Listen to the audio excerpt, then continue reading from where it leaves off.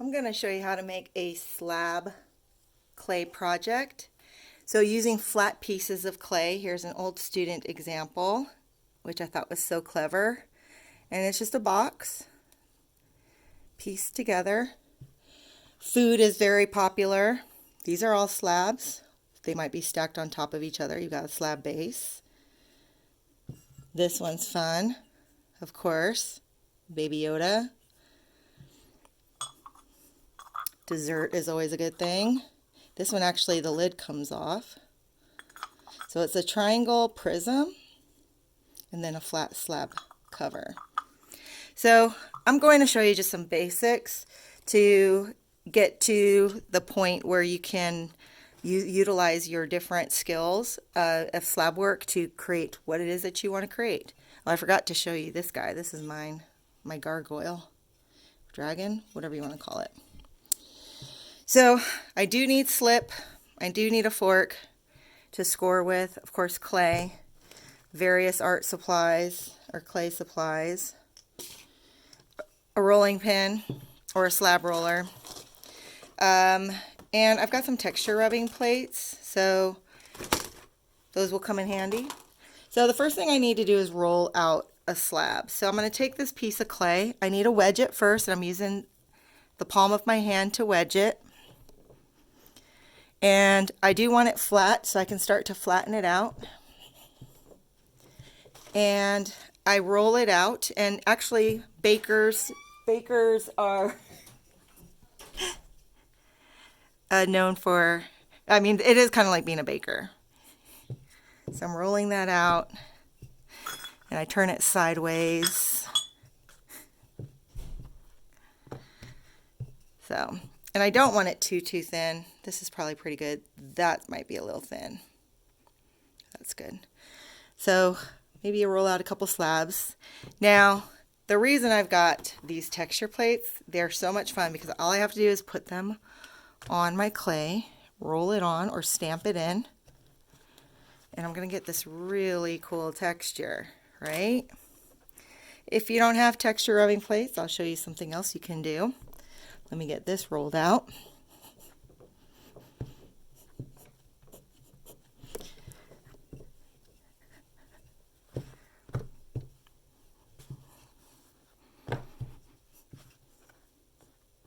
Also, if I want to stretch it, I kind of do this. I don't slam it, but I am kind of stretching it into the shape that I want.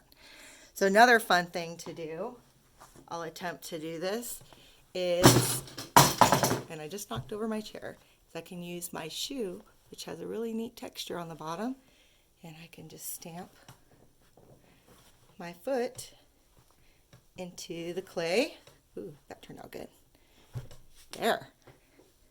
How about that, right? Now, if I do want to make, like, say, a box, I would need a base, 4 sides, or 1 side per edge of your base, so it could be a different shape. And if you want a lid, then you need another piece. So for your basic cube, you need a base, 4 sides, 1, 2, 3, 4, so that's 5 pieces, 6 if you want a lid. So then at this time, I'll use a knife or a plastic knife or a tool, and I'll cut out the pieces that I'm going to need. So, and actually I do want to straighten them up. Straight edges are easier to attach. I could use these pieces later. Get rid of those. Get rid of those. So I have 2 pieces there. Let's see. I might need to cut them smaller too.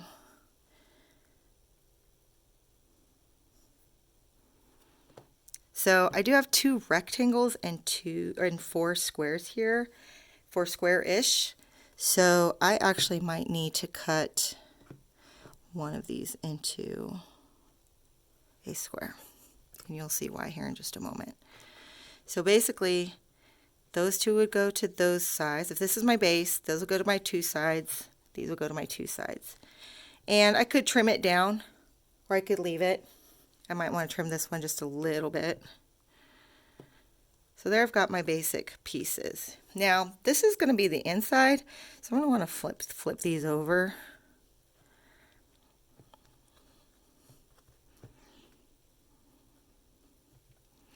There.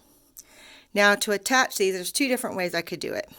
I could take a piece and just put it right up against the edge, or I could put it on top of the edge. I like to do it this way, but either way works. So I'm going to score and slip. Score means you're making these texture marks. It's like Velcro to help attach two pieces of clay together.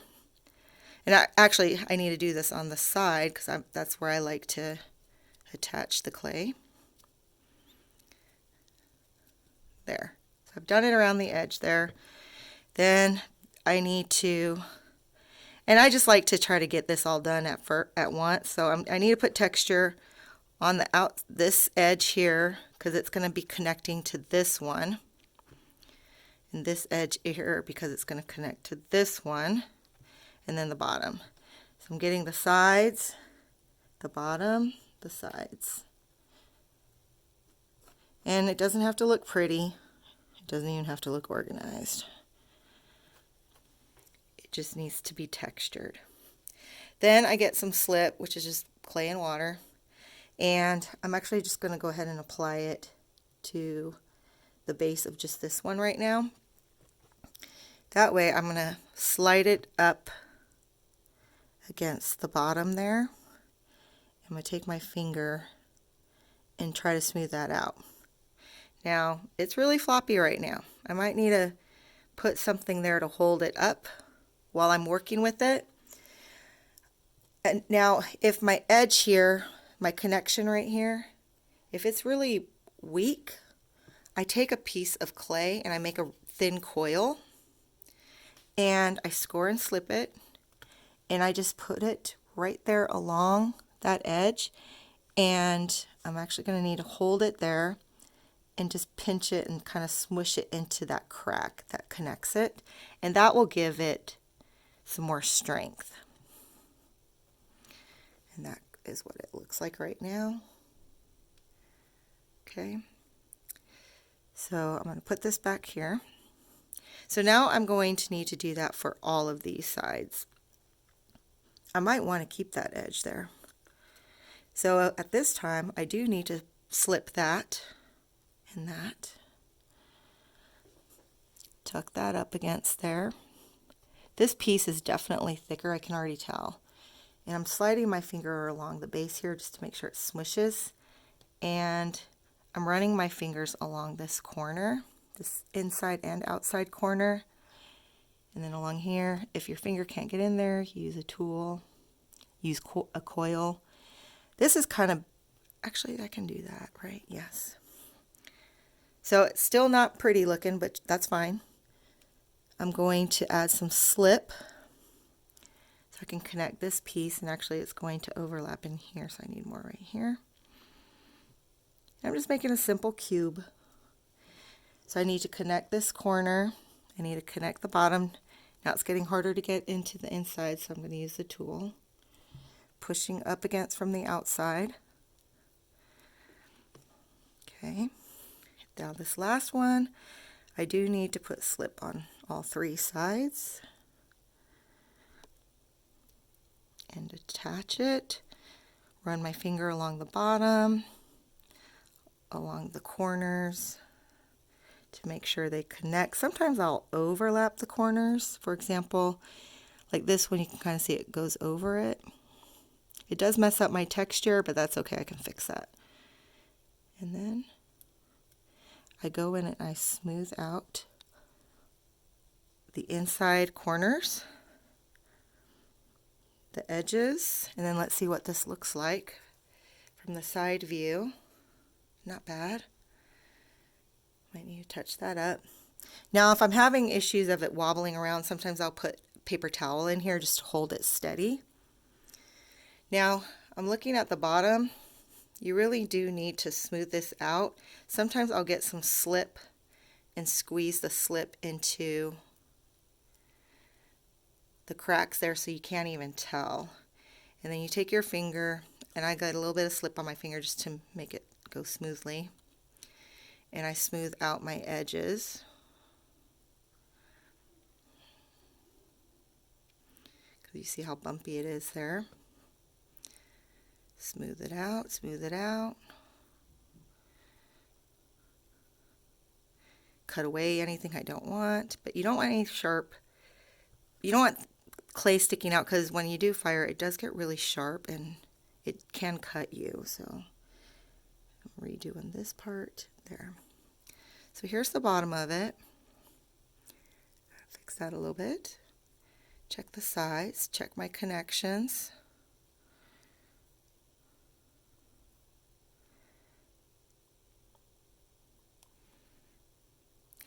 Then I am going to go back over on the inside. Shape it up the way I want it to look. Maybe I want it to maybe make some interesting little curves to it. I don't know.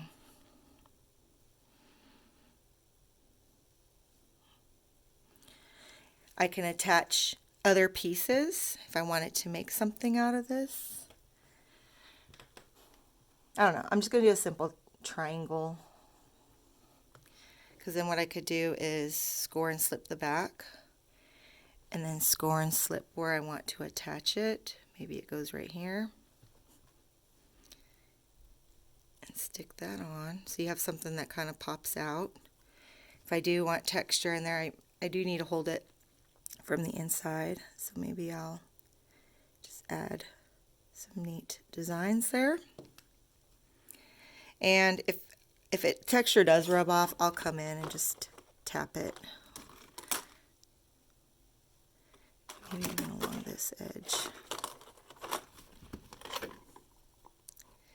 And there it goes. Now I just got to let it dry. Let it dry. I'll need to put my initials at the bottom. And that's it.